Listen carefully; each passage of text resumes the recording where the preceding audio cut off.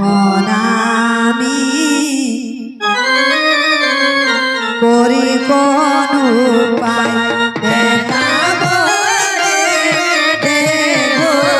বলে দেবো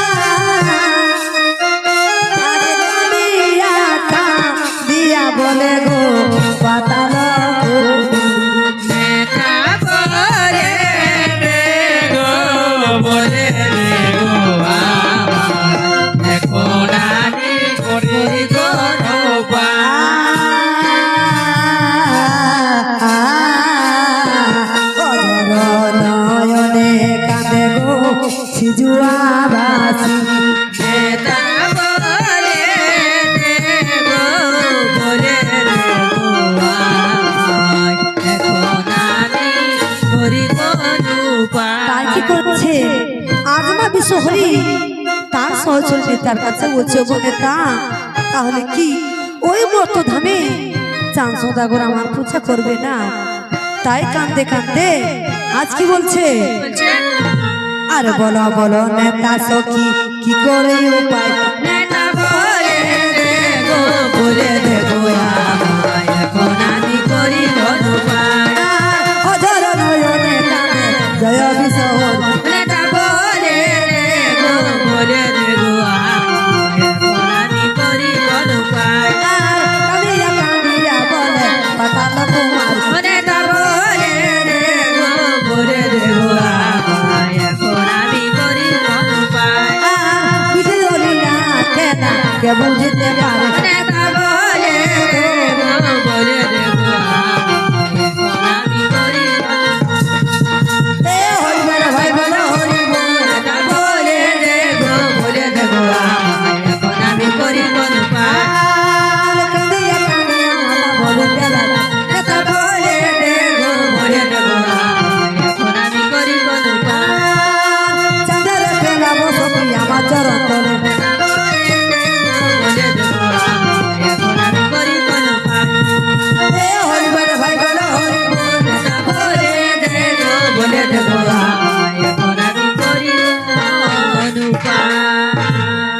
এমন সময় আজ নেতা সখী বলছো গো দেবী তুমি কোনো চিন্তা করো না, আমার কাছে একটা বুদ্ধি আছে, শোনো। তুমি চলে যাও সেই চম্পকনগরে কনকা রূপ ধারণ করে। কনকা হলো সনকার ছোট্ট বোন, আর সেখানে গিয়ে তুমি চাঁদ সদাগরের কাছে গল্প করতে করতে তুমি তাকে নয়নমানে জর্জরিত করে তুলবে। তখন চাঁদ সদাগর তোমার কাছে আলিঙ্গন চাইবে, তখন তুমি তাকে দিয়ে সত্যবন্দী করাবে যে শুনেছি তোমার কাছে নাকি মহাজ্ঞান মন্ত্র আছে, আমার ভাইকে কালিনাগ দংশন করেছে। যদি তুমি তোমার মহাজ্ঞান মন্ত্র আমাকে দিয়ে দাও তাহলে আমি তোমার মনোবাসনা পূর্ণ করব। এই কথা বলে যে কোনো প্রকারে ওই চাঁদ সদাগরের কাছ থেকে তার মহাজ্ঞান মন্ত্র হরণ করে আনবে। এই কথা বলেছে অমনি আজমা বিশ্বর বুঝে ঠিক আছে নেতা, তাহলে তাই হবে। আমি এক্ষুনি চলে যাচ্ছি সেখানে, আর যে কোনো প্রকারে চাঁদ সদাগরের কাছ থেকে মহাজ্ঞান মন্ত্র হরণ করতে। তাই মা কি করেছে, সে কনকারূপ ধারণ করে নানা ভূষণে ভূষিত হয়ে চলেছে চাঁদ সদাগরের কাছ থেকে মহাজ্ঞান মন্ত্র হরণ করার জন্য। তাই মায়ের সাজ দেখে, মায়ের রূপ দেখে আজ নেতা সখী কি বলছে, ও দেবী যাই গো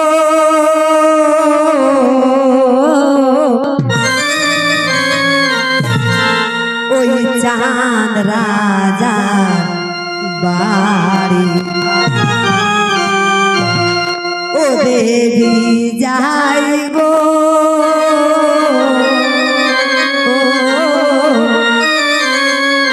ওই চাঁদ রাজা বাড়ি। আরে ছেড়ে বলে মহাজ্ঞান নিবে হরণ করতে যাই গো ছেড়ে বলে মহাজ্ঞান নিবে হরণ করি, আর বলে মহাজ্ঞান নিবে হরণ করতে যাই গো চাঁদ রাজা বাড়ি। ছেড়ে বলে মহাজ্ঞান নিবে হরণ করি, আর বলে মহাজ্ঞান নিবে হরণ করতে যাই গো চাঁদ রাজা বাড়ি। ছেড়ে বলে মহাজ্ঞান নিবে হরণ করি,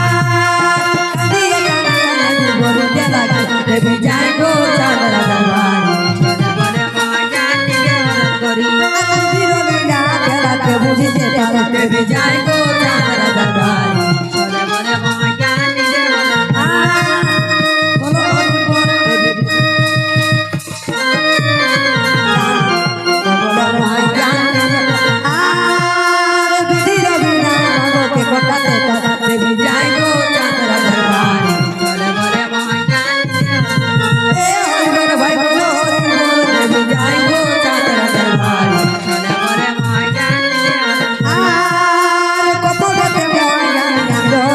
দেবী যাই গো চাঁদ রাজা বাড়ি। ছেড়ে বলে মহাজ্ঞান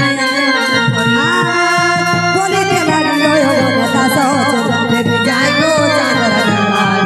ছেড়ে বলে মহাজ্ঞান দেবী যাই গো চাঁদ রাজা বাড়ি। ছেড়ে বলে মহাজ্ঞান।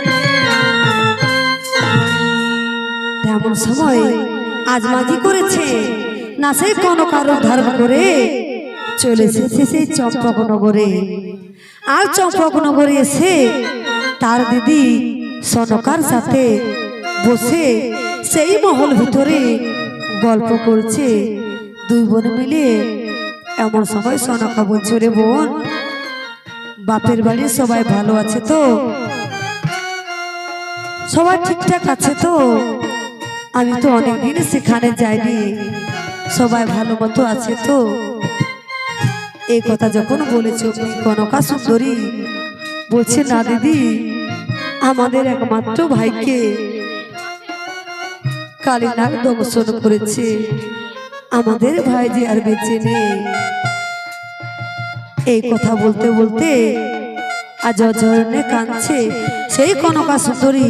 কাঁদতে কাঁদতে তার দিদি সনকাকে কি বলছে, ও বড় দিদি গো,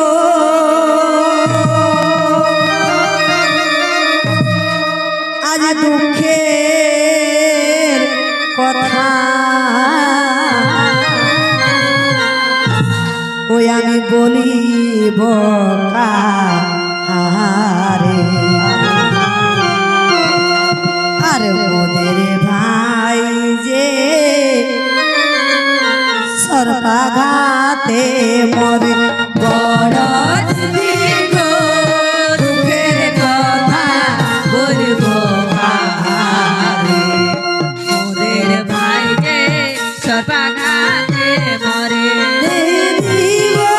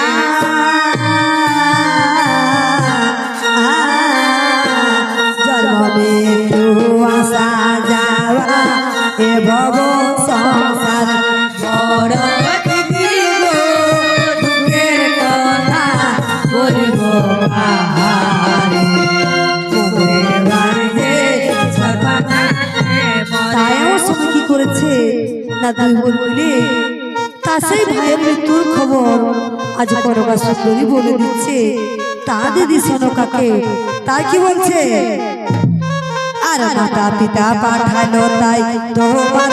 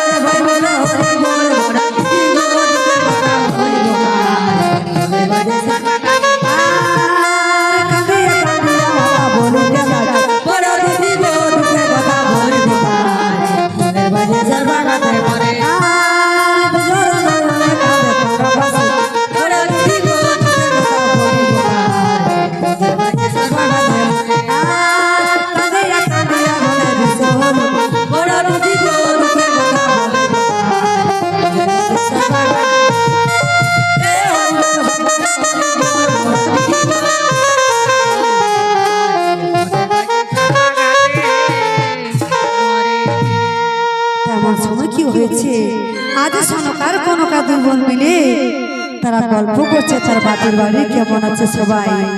তাই গল্প করতে দেখে আজ চাঁদ সদাগর সনকাকে বলছে, ওগো সনকা, এই সুন্দরীর কি বা পরিচয়, এই সুন্দরীর কি পরিচয়, আমি তো একে চিনতে পারছি না। এমন সময় সনকা এসে এসে বলছে, গো স্বামী, এ হলো আমার ছোট্ট বোন, এর নাম কনকা সুন্দরী।